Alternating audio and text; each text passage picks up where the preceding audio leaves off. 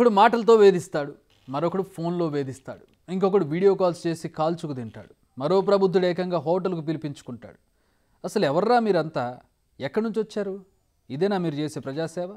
ఇందుకేనా ప్రజలు మిమ్మల్ని గెలిపించింది? కోనేటి ఆదిమూలం సత్యవేడు ఎమ్మెల్యే మొన్నటి ఎన్నికల్లో టీడీపీ తరపున ఎమ్మెల్యేగా బరిలో గెలిచాడు. అంతకుముందు వైసీపీలో ఉన్నాడు. గెలిచాక ప్రజల్లో నిలిచాక ఏం చేయాలి? ప్రజల బాగోగులు చూసుకోవాలి, సంక్షేమం అందేలా చూడాలి. కానీ ఈ ప్రబుద్ధుడు చేసిందేంటి? తోటి నాయకురాల్ని లోబర్చుకోవడం, హోటల్కు పిలిపించుకోవడం, అడ్డమైన పనులు చేయించుకోవడం. ఆదిమూలం అరాచకాలు ఎక్కువ అవడంతో వీడియోలతో సహా ప్రజల ముందు పెట్టింది ఆ బాధితురాలు. ఇప్పుడు ఆధారాలు కూడా ఉన్నాయి, చర్యలు తీసుకుంటారా లేదా అని ప్రశ్నిస్తోంది ఆమె. నన్ను ఉన్నట్లుండి ఓ రోజు ఎమ్మెల్యే అయిన తర్వాత భీమాస్ ప్యారడైస్ తిరుపతికి రావాలని చెప్పి కోరగా, నేను ఎమ్మెల్యే గారు ఏదో అర్జెంటుగా రమ్మంటా ఉన్నాడని చెప్పి నేను కార్ బుక్ చేసుకొని అక్కడికి వెళ్ళడం జరిగింది. రూమ్ నెంబర్ 109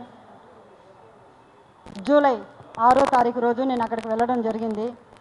అక్కడ ఎవరూ లేదు, ప్రశాంతంగా ఉన్నింది. ఎమ్మెల్యే గారు మాత్రమే రూమ్లో ఉన్నారు.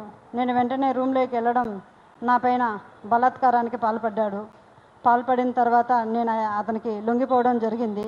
జరిగిన తర్వాత ఈ విషయం ఎక్కడైనా బయట చెప్పావంటే నేను చంపేస్తాను, నీ కుటుంబాన్ని చంపేస్తాను అని చెప్పి బెదిరించడం జరిగింది.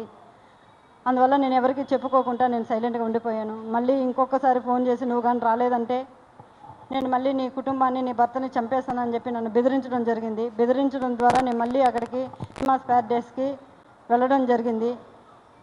వెళ్ళిన తర్వాత నేను పూర్తిగా ఆయన్ని అవాయిడ్ చేస్తూ వచ్చాను. నేను అవాయిడ్ చేశానని తెలుసుకున్న అతను నాకు పదే సైకోలాగా నిమిషానికి ఒకసారి ఫోన్ చేయడం జరిగింది. అయితే తనపై జరిగింది అంతా కుట్రే అంటున్నారు ఆదిమూలం. వీడియోలో అంత క్లారిటీగా కనిపిస్తున్నా తప్పు లేదనడం ఆయనకే చెల్లింది. సరే, కాసేపు ఇష్టపూర్వకంగానే ఇద్దరు కలిశారనుకుందాం. మీకు ఓ కుటుంబం ఉంది కదా, మరి దాని గురించి ఆలోచించారా? అది అనైతికం అని మీకు అనిపించలేదా? ప్రజా జీవితంలో ఉన్నప్పుడు, ప్రజాప్రతినిధిగా ఉన్నప్పుడు ఇలాంటి కార్యక్రమాలు, ఇలాంటి కార్యకలాపాలు మీకు తప్పనిపించలేదా? చేయకూడదన్న ఇంగిత జ్ఞానం లేదా? విచక్షణ అనేది ఒకటి ఉండాలి కదా. దాన్ని మర్చిపోతే మీకు సాధారణ మనుషులకు తేడా ఏముంటుంది? ఆదిమూలం విషయంలో మరింత లోతుల్లోకి వెళ్ళడం లేదు, కానీ ఒక్క ప్రశ్న మాత్రం నిత్యం వేధిస్తోంది. రోల్ మోడల్గా ఉండాల్సిన రాజకీయ నేతలు, ప్రజాప్రతినిధులు ఇంత రోతగా ఎందుకు మారుతున్నారు? ఓ గోరంట్ల మాధవ్, ఓ అనంతబాబు, ఇప్పుడు ఆదిమూలం. ఇందులో మేము పార్టీలను లాగడం లేదు. పార్టీలతో సంబంధం లేకుండా ఆ దరిద్రమైన పనులు చేసేవారు అన్ని పార్టీల్లో కూడా ఉన్నారు.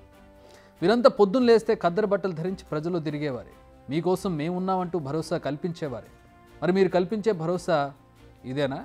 మీరిచ్చే అభయం అదేనా? మీ చూపే వంకర అని తెలుస్తుంది కదా.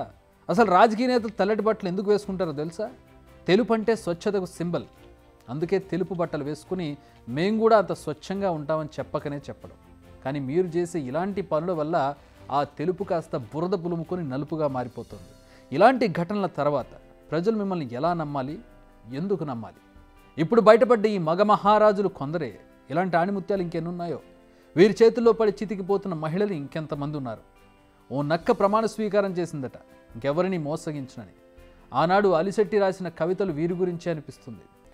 వీరి వెధవ వేషాలను చూస్తుంటే ఇలాంటి పనులు చేస్తూ ప్రజాసేవ చేస్తున్నామని కళ్ళబొల్లి కబుర్లు చెబుతూ ప్రజలకు ఏం సందేశం ఇస్తున్నారో ఈ నేతలే తేల్చుకోవాలి. ఇలా ఒక్కొక్కరిది ఒక్కో దరిద్రం. వారి గురించి చెప్పుకోవడం మన దౌర్భాగ్యం. తప్పదు, ఎందుకంటే వీరున్నది ప్రజా జీవితంలో. ఇలాంటి కలుపుని ఏరేయకపోతే ప్రజాస్వామ్యం అనే పంట దెబ్బతింటుంది. కాబట్టి ఉన్నది ఉన్నట్టు చెప్పడం మాకు తప్పదు. అందుకే కష్టమైనా, నష్టమైనా, చూడగలిగినా, చూడలేకపోయినా ఎప్పటికప్పుడు ఇలాంటి విషయాలు మీకు చెప్పక తప్పడం లేదు. బిగ్ టీవీ అవుట్లుక్ కథనాలు నచ్చితే వెంటనే బిగ్ టీవీ ఛానల్ ను సబ్స్క్రైబ్ చేయండి.